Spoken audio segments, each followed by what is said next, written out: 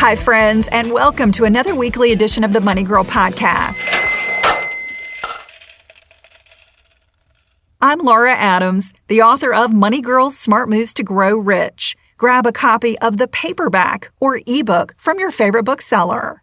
No matter if you're a 20-something just starting to learn about money management, or you have decades of experience, improving your personal finances is an ongoing process.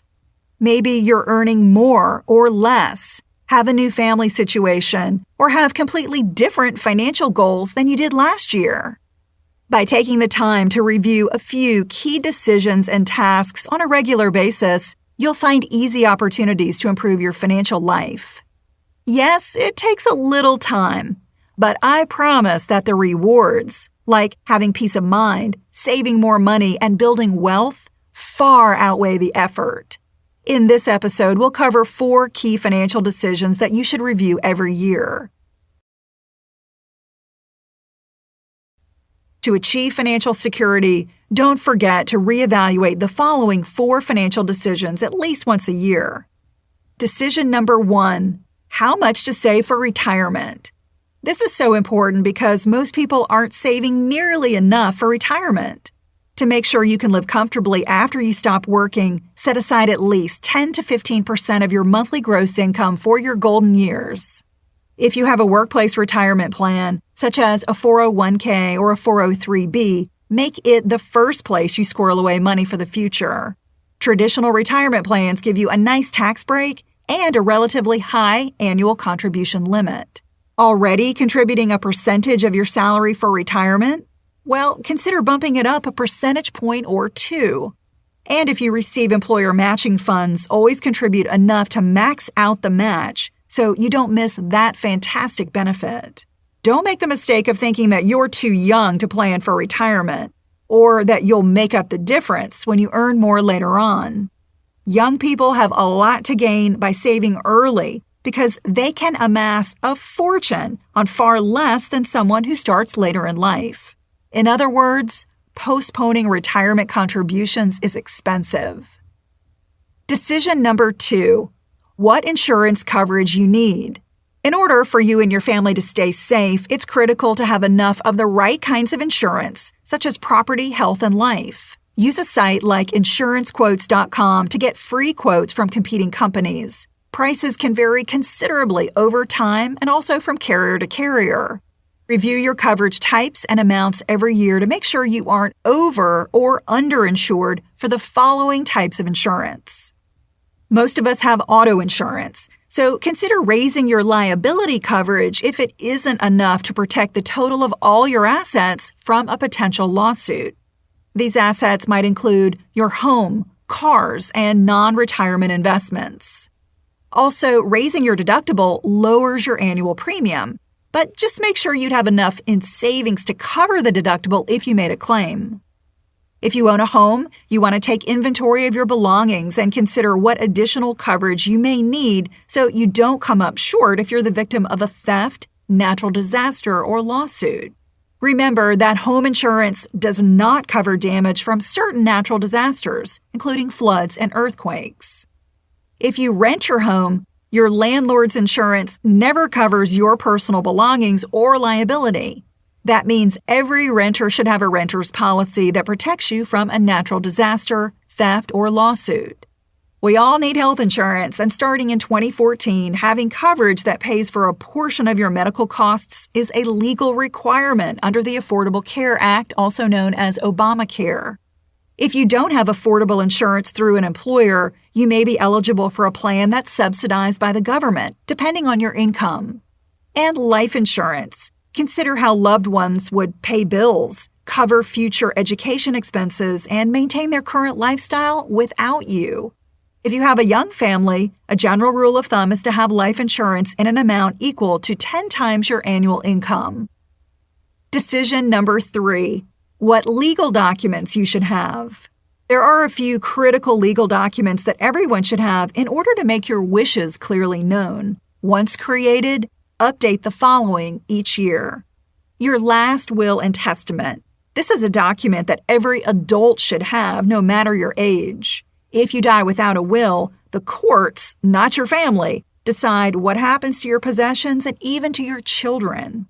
Review your will on a regular basis and make updates that may be necessary due to life changes, such as getting married, divorced, having a child, or becoming a widow or widower.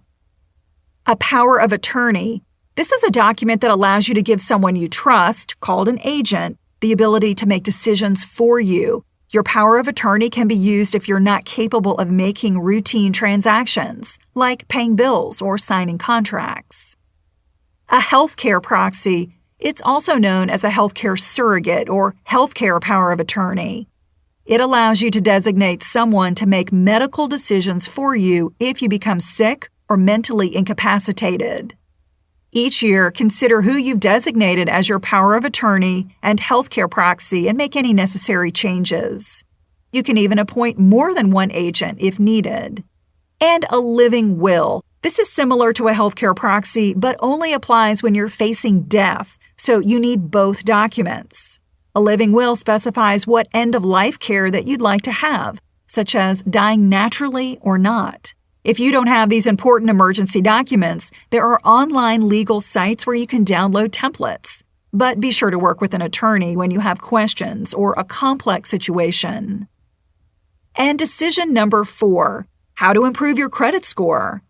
Your credit score plays a huge role in your personal finances because it affects what you have to pay for interest, insurance, various utility deposits, and even affects things like how a potential employer views you. Unfortunately, many of us don't uncover problems in our credit reports until it's too late. Every year, give your credit a checkup by viewing or downloading your credit report for free at annualcreditreport.com. And by the way, checking your own credit never hurts it or gets counted against you in any way. Look carefully for accounts that aren't yours, which could indicate that you're the victim of identity theft. If you see incorrect account details or personal information, submit an online request to get them corrected right away. Errors on your credit file could be dragging down your credit scores and costing you money without you knowing it. To see a step-by-step video about how to check your free credit reports, download my Credit Score Survival Kit. It's a tutorial that lets you look over my shoulder as I check my own credit. It also includes an ebook and audiobook with 3 smart strategies to raise your credit score fast. Visit smartmovestogrowrich.com and click the button that says Credit Score Survival Kit. Again, the Credit Score Survival Kit is a free download at smartmovestogrowrich.com. I'll also put a link to this resource in the notes for this show on the Money Girl page at quickanddirtytips.com. If you've been putting off important decisions and tasks, consider taking a day off from work to tackle your financial to-do list. Start with the 4 major decisions that I just covered, but consider other ways to save or make more money, and I'll include links to each of these ideas in the show notes for you. You might open up a traditional or Roth IRA, transfer debt balances to a no or low interest credit card, shop for a less expensive phone or cable TV plan, create a budget and start tracking your spending, switch to a no-fee bank account, or set brand new financial goals. Taking a day to improve your financial life will repay you many times over, not just for now, but for decades to come. If we haven't connected on social media yet, please visit Facebook and do a search for Money Girl. On Twitter, you'll find me under username @LauraAdams. Everything I mentioned and the sign up for the free Money Girl newsletter is on the Money Girl page at quickanddirtytips.com. To read a transcript of this show, look for episode number 342 called Financial Decisions You Should Make Every Year. I'm glad you're listening. Cha-ching! That's all for now, courtesy of Money Girl, your guide to a richer life.